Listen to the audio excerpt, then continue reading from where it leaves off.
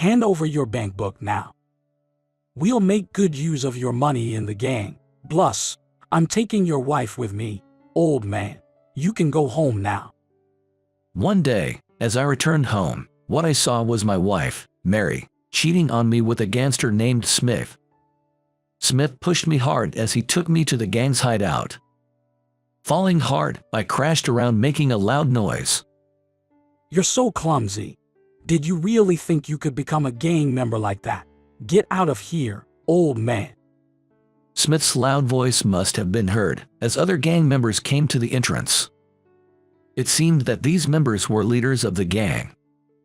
Shut up! What are you guys doing?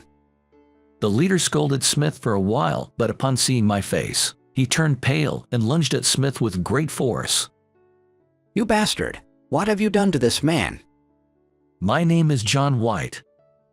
I'm 42 and I run a construction company. You might think I've led a privileged life from my background. But the life I've experienced was far from wealthy. Since my childhood, my parents always fought, and there wasn't a day without the sound of their yelling. I lived my days in tears, and as my crying became a nuisance, their anger was directed at me. Depending on their mood, they treated me horribly, and eventually, they threw me out the front door. Because I was still in elementary school, I lacked the courage to return home, so I would wander the streets until my parents went to sleep. Then, one day, a turning point came for me. As usual, my parents' arguing did not stop, and I was thrown out to roam the streets. When I was hungry and with feet aching from walking, I thought about just sleeping on a park bench when suddenly someone called out to me. What's a kid like you doing out here in the middle of the night? Turning around, I saw a tough-looking man standing there. He appeared to be around my father's age. But the sharpness in his eyes and the thickness of his arms were unlike anyone I'd met in my life. As I hesitated on how to respond, he suddenly patted my head. As he reached out, his sleeve slid up, revealing a glimpse of a tattoo on his arm. Kid, do you live around here, walking around at this hour? Where are your parents?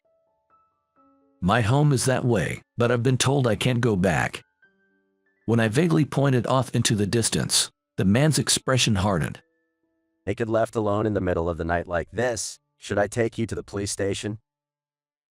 Going to the police won't help. If someone else gets involved, my dad and mom will only get angrier. Many times, worried teachers and child welfare workers visited my home because I was skinny and wore ragged clothes. I even asked the police for help myself, but each time, my parents would just bow their heads and the discussions would end.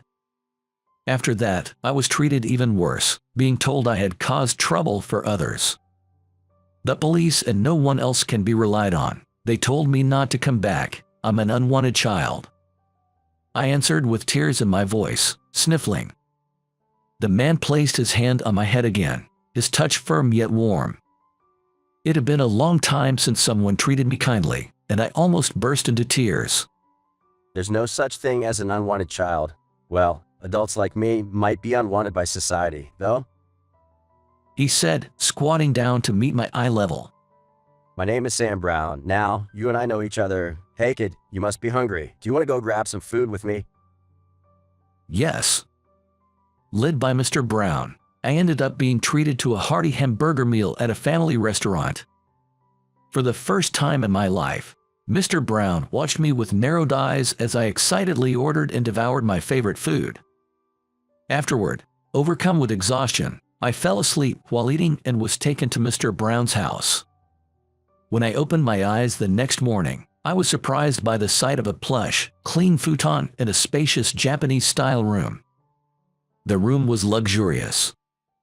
And as I looked at large decorative plates bigger than my face and fine hanging scrolls, I suddenly heard a loud voice, making me jump. Are you awake? Mr. Brown stood at the doorway, speaking with a wry smile. Your parents are here. Do you want to see them? It seems Mr. Brown had spoken with my parents while I was asleep. They insisted on taking me back, but he brought them home without hearing my feelings first. Listening carefully, I could faintly hear my parents shouting in the distance. Hearing that, memories of being mistreated and feeling unwanted at home came flooding back. Comparing the clean futon where I now lay and the peaceful view from the window to my usual life felt like hell.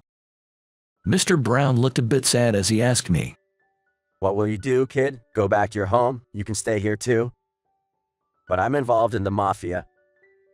If you dislike both, I can arrange for you to go to a facility. It's your life. You can decide for yourself.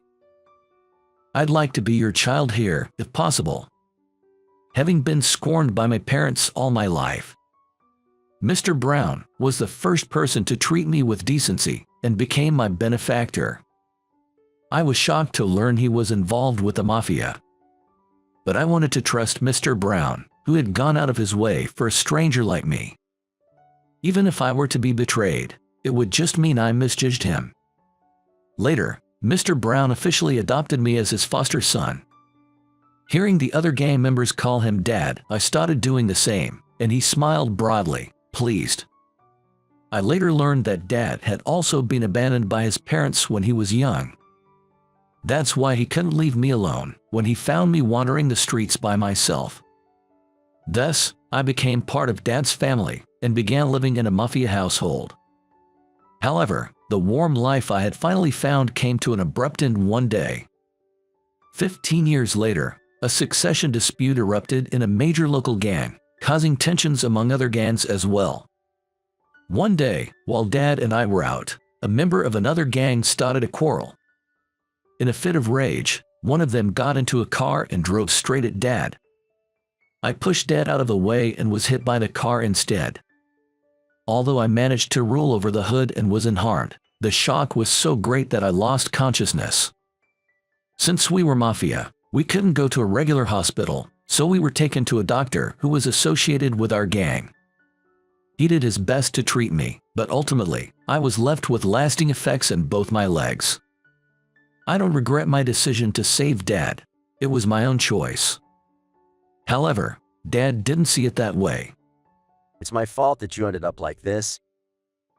What are you talking about? I'm just glad you're safe. I was happy I could save Dad, but afterwards, he kept his distance from me completely. When my treatment was over and I tried to return home, the gang members packed my belongings and took me to an unfamiliar place far from the gang. John, I'm sorry. By Dad's orders, from today, you are to leave the gang and live here. I was shocked as I was practically thrown out of the house. Apparently, Dad had a biological daughter about my age. And perhaps he thought it wasn't right to have someone like me around his daughter of marriageable age. Unable to be angry with the apologetic gang member, I started my life as a civilian in the new place as instructed. Dad had arranged a new home and a job for me. He entrusted me with a construction company under the gang's control and left a message that I should live quietly from now on. After that, my contact with Dad ceased. I tried to reach out to Dad many times after, but I was always turned away, and I haven't seen him since. While I was focused on managing the construction business, 15 years passed without me noticing. I was deeply entrenched in a completely ordinary life when an unexpected event struck. It was triggered by my wife inviting a man who claimed to be a Mafia into our home. Mary, my wife, was a cashier at a convenience store I frequented. She started talking to me casually as I shopped there daily. Drawn by her bright smile and attentive manner, I gradually developed feelings for her, and upon realizing she felt the same, we started dating. 3 years ago, we got married and have been living happily since. I did inform Dad about getting married, but there was no response from him, leaving me with a familiar sense of loneliness. I guess I might as well not exist to Dad or the gang anymore. Thinking this, I decided to stop trying to contact him for the last time. I wasn't sure how to explain my past and upbringing to Mary. And with no response from Dad, years passed without revealing anything. Just as I was beginning to think I might continue to live a wholesome life, an unaccepted event drastically changed the direction of my life. One day, a job I had scheduled was suddenly postponed due to the other client's issues, leaving me with unexpected free time. happy to be heading home early. I messaged Mary and decided to stop by a department store to buy some cookies. She had mentioned she liked them before, and I thought she would be pleased. I was concerned that Mary hadn't replied to my message. But she might have been busy with cooking or household chores and not noticed. Grateful for my hard-working wife, I thought about making coffee tonight and relaxing at home with cookies and a movie. But the moment I opened the front door, my eyes widened in shock. There were two unfamiliar men's shoes next to Mary's shoes. It was still only 7 p.m. Normally, I wouldn't be home until after 9 p.m. So maybe Mary had invited a friend over and was too engrossed in their conversation to notice my message. I convinced myself that was the case. Indeed, I could see light spilling from the living room and hear the sound of lively conversation. Not wanting to intrude, I decided to sneak into my room without alerting the two in the living room. As I quietly entered the house, however, I couldn't help but overhear their loud conversation. I'm so tired of this life. I thought I could live more lavishly, but it's so dull and boring. But your husband is a CEO. You should be a little more patient. It's thanks to him we can afford to have fun. Their mocking laughter made me stop in my tracks. This didn't sound like just friendly chatter, did it? I hadn't intended to eavesdrop, but I found myself rooted to the spot as their conversation involuntarily reached my ears. But he's so stingy, he won't even give me access to his bank account. And he has no taste in gifts. Plus, it's so gross how he limps when he walks. Being with him just makes me sick. Mary is still young and pretty. It's a waste. Think of your husband as a wallet and just bear with it, the man said. At his words, Mary burst into raucous laughter. Well, I hated the idea of working at a convenience store all my life. So not having to work and letting my husband pay for everything works out for me. I live freely on his dime. Just do that. I'll hang out with you during the day, so you only need to bear with your husband in the mornings and evenings. Maybe you'll grow to like him after living together for a while. At the man's words, Mary replied in a low voice, clearly displeased from the bottom of her heart. No way, I've never liked that bland guy, not from the beginning till now. But I heard he was a CEO, so I was a bit nice to him, and this happened. Terrible woman. Well, I'm the one who told you to snag him. He laughed. What am I listening to? The continuous laughter and conversation of the two threw me into deep confusion. Frozen in shock, I stood in the hallway, unable to move, listening to their gleeful exchange. I suddenly noticed how cold my hands and feet had become and, startled, checked the time to find that much time had passed. I couldn't just leave them be. Determined to confront them about what was happening, I forcefully opened the living room door. Mary, what are you doing? What? Why are you home? Mary exclaimed as I entered the living room, where she and the man were in the midst of something. My vision blurred with rage at the sight. Normally, I'd still be at work, so Mary was clearly shaken by my unexpected appearance. However, unlike Mary, the man didn't seem flustered at all. Instead, he looked at me with a smug grin. Mary, regaining her composure with an air of annoyance, looked back at me. Care to explain? Explain what? It's exactly what it looks like. What about it? Mary slowly picked up her clothes in an exaggerated manner and sat back down next to the man. This attitude made me realize that I had never been loved from the start. I heard your conversation in the hallway. You've been deceiving me, Mary. Don't say deceiving. It sounds so sinister. You got a cute wife, and I get my living expenses. We're both happy, right? Mary laughed off my anger and leaned on the man's shoulder. Did you really think I loved you, being deceived so easily? You're such a fool, aren't you, Mr. Smith? Mary said it herself. You just need to quietly make money. Got it. Now leave. We were in the middle of something. Mr. Smith gestured dismissively as if shooing me away. Already shocked by Mary's attitude, the man known as Smith waving me off only added to my dismay. Overwhelmed by the appalling response, anger surged from deep within me. It's you who should be leaving. What? Watch your mouth. You'll regret it. I'm Mafia. Even the street thugs tremble at the name Smith of the Brown Gang, Smith boasted. His words struck me like lightning. I knew he was bad news, but I hadn't expected him to be Mafia. And he even mentioned the gang's name, so it must be true. Moreover, the Brown Gang is Dad's gang. Are you really from the Brown Gang? Are you sure? Do you think I'm lying? I'm a genuine member of the Brown Gang. Smith said, menacingly puffing up his shoulders and glaring at me. The next moment, I bowed deeply to Smith. If that's the case, please, take me to the Brown Gang. What? You want to join our gang? A man in his 40s who can barely walk. Smith was surprised, but soon a sly smile spread across his face. He then straightened his clothes and urged Mary to get ready to leave. Normally, we wouldn't let an old man like you join the gang, but if you're willing to pay, we might consider it.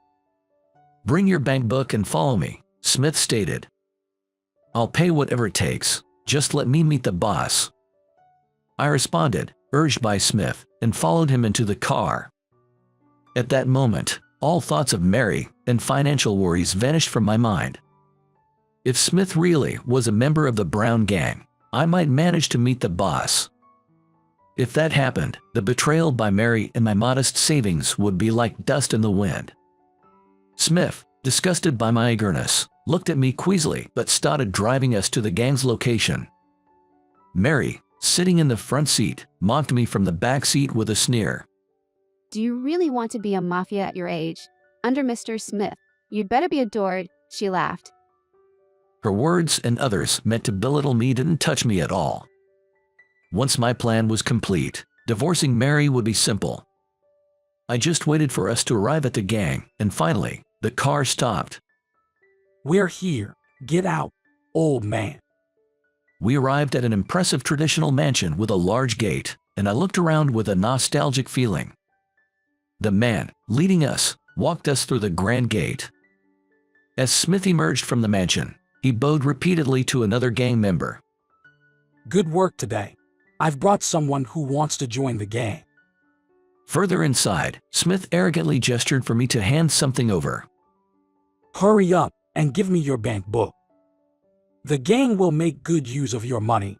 Plus, I'm taking your wife with me, old man. You can go home now. With that, he snatched the bank book from my hand and shoved me hard. I stumbled backward, crashing around and making a loud noise. Clumsy, aren't you? Were you really planning on becoming a gang member? Get out of here, old man. That's not the deal. You said you'd let me meet the boss. Our loud argument attracted other gang members to the entrance. Shut up. What are you guys doing? Sorry, this old guy insists on joining the gang and keeps demanding to see the boss. So I was just disciplining him, Smith explained. It seemed that this gang member was one of the leaders. Smith quickly bowed lower, trying to appease the leader. He's been clinging to my woman, so I was just making him understand his place and collecting the joining fee, he explained.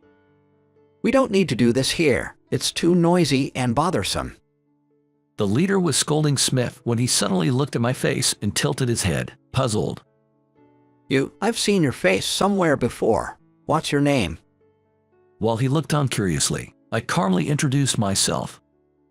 Yes, my name is John White. White, John, you can't be. The leader's face turned pale, and he lunged at Smith with tremendous force. You bastard. What have you done to this man? No, this guy's wife is my girlfriend. Smith said, trying to calm the leader with a forced smile, even as he was clearly frightened by the leader's intensity. But the leader became even more enraged at Smith's words. You messed with this man's wife. Do you even realize who he is? What? Just some rich old man with bad legs. He can't do anything.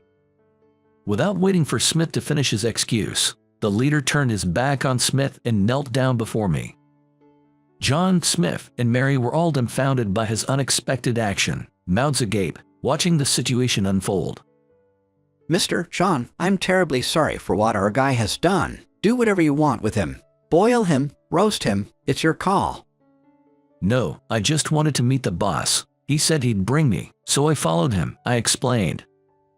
Smith and Mary looked on, eyes wide and utterly astonished. But I ignored them both and took the leader's hand, stopping him from bowing any further. You just wanted to see Dad. You could have just told us that, the leader said. But I doubted Dad would agree to meet me. Right, I didn't want to put the gang and myself in a difficult position, so using this guy seemed like the better option, I explained. Unable to grasp the situation, Smith gawked, comparing the faces of the leader and me. With an annoyed click of his tongue, the leader began to explain to Smith. This man here is a great benefactor of our gang. Without him, the Brown gang would have dissolved a long time ago. What? This old man? There must be some mistake. Smith blurted out in surprise. As Smith sneered and pointed at me, the leader's sharp gaze fell on him. Idiot. John here is a hero who risked his life to protect our boss during the old Earth Wars. Thanks to him, the Brown gang can still hang its sign today. What? What are you talking about? It seemed Smith couldn't comprehend the situation at all. I reluctantly began to reveal the truth I had hidden until now. I was raised in this gang. Sam Brown, the boss, is my father, I revealed. When I joined the gang, Mr. John had already left. It's an honor to meet such a legendary figure today, said a member, expressing his admiration. Upon hearing my confession, both Smith and Mary were stunned into silence. However, as the leader entertained me, they must have realized the truth. They suddenly turned pale, beginning to tremble and sweat profusely. I had never been able to meet my father before. Every time I tried, I was politely refused, and I had never been able to enter through those grand gates. In my younger days, I had given up hope of ever meeting him, but recently my thoughts had changed. Now that I'm a man in my 40s, my father is getting old too. If I don't force a meeting now, I'll surely regret it in the future. I had never directly heard why my father kept me away. It was hard to believe that the father who had picked me up and raised me after being abandoned would treat me so unjustly without saying anything. Whatever it took, I had decided to meet him. The recent incident of Mary's affair, though initially heartbreaking, gave me a plan when I found out her lover, Smith, was a member of the Brown gang. If I couldn't enter the gang myself, I would get help from someone inside. So, I decided to use Smith, clutching the bank buck as I was told, and came back to the Brown gang. I had lost all affection for Mary, who had merely used me, and the money in the bank buck was originally earned from a job my father had secured for me. If exchanging such a thing would allow me to see my father, I was more than willing to throw it all away. Finally understanding everything, Smith's face turned from pale to ashen. Being the boss's stepson and revered as a great benefactor of the gang, the consequences for Smith for deceiving me and trying to take my wife would not be light. Trembling, Smith began to prostrate himself on the floor, his forehead hitting the ground. I'm so sorry, please forgive me, John. I really didn't know.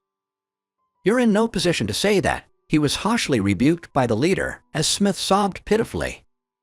Witnessing this, Mary, realizing her own peril, started to babble incoherently. Into this chaotic scene, a calm voice resonated. Don't make a scene at the entrance. It's unsightly. Miss Kathy. It was my father's biological daughter and my childhood friend, Kathy. When I had lived there, she was still quite young. But the woman who appeared now was in her 30s, exuding a polished beauty and the dignity of someone representing the gang. Wait, John, if you had told me you were coming, I would have come to pick you up. No, well, there's been a lot going on, I said casually. Kathy's eyes widened in surprise as the leader briefly explained everything that had happened. As she grasped the story, Her beautiful eyes narrowed with severity. So, you've given my dear brother John quite the treatment, she remarked coldly. What shall we do with Smith? He claims he didn't know, but that doesn't change the fact he went after a civilian's wife. The leader said with a menacing tone, glancing at Kathy. There's no need to trouble Miss Kathy with this. If you allow me, I'll handle it, he proposed. If you say so, you decide, Kathy responded. As they discussed, Smith tearfully bowed repeatedly, begging for forgiveness. He knew well what happens to gang members who break the rules. But with Kathy's approval, the leader turned back to Smith and scolded him mercilessly. How dare you still hang around? Get out of here right now. Struck by a thunderous reprimand, Smith once again prostrated himself, sobbing and clinging to the entrance, pleading for mercy. However, the leader showed no mercy and ordered other gang members to drag Smith outside. Even as Smith was pulled away, his pitiful cries echoed for a while. I'm not involved, right? I just couldn't refuse Smith's orders, so I'm not to blame, right? Mary pleaded, clearly terrified after witnessing Smith's pathetic end. As she attempted to cling to me in her panic, I calmly kept my distance. If it were just an affair, I might accept some of the blame for making Mary feel lonely. But you married me for my money while secretly having an affair all along, right? But I didn't know John was Mafia. If I had known, I wouldn't have done this, she exclaimed. Her excuses only seemed to worsen her situation, seemingly unaware of how they diminished her position. Mary tearfully bowed, but my heart only grew colder. She was only apologizing because she found out I was Mafia, not understanding what she really did wrong. Her superficial apologies meant nothing to me. If I wasn't Mafia, would it be okay for you to complain about my disability and try to swindle my assets? That's worse than being Mafia, I retorted. At my words, Mary had nothing to say, hanging her head in shame. Then Kathy added, John is a savior to my father and a very important person to me too. Don't think you can get away with what you've done to him so easily. Currently, Kathy is effectively the second in command of the gang. Feeling the weight of her words, Mary broke out in a cold sweat, unable to move a muscle. Following Kathy's orders, Mary was made to sign the divorce papers and was then taken away somewhere. She would likely have to atone for the trouble caused to the gang alongside Smith. After the two of them left, a sudden silence spread. About Dad. Will you meet him, only if you're not too angry with him? Kathy said with a hint of loneliness, and then led me to my father's room. Entering the room for the first time in a while, I was shocked. My father lay connected to various machines, much thinner than before, as if in a hospital room. Dad has terminal cancer. I wanted to inform you right away. But he stubbornly refused, saying he had no face to meet you, the stubborn old man. Kathy explained. John, My father, who had been staring at the ceiling, slowly turned towards me. The hearty smile that once saved me was gone, his cheeks pale and lifeless. why were you here after all I did to return you to your previous life? Let me at least visit Dad. I am your son, after all. I learned that Dad had become terribly frightened when I was hit by a car back then. He must have been terrified by the thought that the child he picked up, who ended up taking a serious injury in his place, might harbor resentment. He feared that if I entered the gang, I might even lose my life next. Thinking this, he couldn't bear to keep me in this dangerous world any longer and wanted me to live in peace, as far away from it as possible. I was never despised or abandoned by my father. Knowing this, I felt a lifetime of sorrow dissolve all at once. You are free to live your life. You don't have to sacrifice anymore for me. I'm your son, Dad. Don't try to take away my right to take care of my own parent. My father's aged eyelids trembled with surprise. When I firmly grasped his hand, he returned a grip with a feeble strength unlike before. Can you forgive me? I got scared after causing you harm and turned you away. You picked me up when I had no one. Allow me to repay that kindness now, I said, gripping his hand tightly. As I did, he scrunched up his face and smiled. It was the same endearing smile I remembered from my childhood. You've beaten me, he chuckled. Thus, I was free to come and go from the gang, spending as much time as I could by my father's side, making up for the years we couldn't meet. I delegated my work to the gang members and managed everything via computer. Thanks to this arrangement, I was able to spend my father's last days with him. As for Smith, he was apparently put to work in a labor facility directly managed by the gang, where he was thoroughly taught the value of hard work and effort. A few years later, he emerged completely reformed, and now works at a construction company in the countryside, sweating it out on site every day. Mary, on the other hand, ended up working in a bathhouse, toiling day and night to repay the trouble she caused. Unlike Smith, she never changed her ways and even harbored a bizarre misconception. She proclaimed herself the future wife of the gang's next boss and even attempted to force her way into the gang one day, which was quite shocking given that she and I were already divorced, and I was not the next boss. Mary was accused of making false claims and, for her persistent greed, was eventually taken to an unknown location, disappearing without a trace. Her end was an ironic twist for someone who had approached me with designs on my wealth. After my father passed away, the gang eventually dissolved. He had been preparing for a new era, setting up several legitimate companies and planning the future for each member of the gang. The construction company he entrusted to me was one of these enterprises. From leaders to rank-and-file members, everyone has begun to walk new paths in life, struggling daily.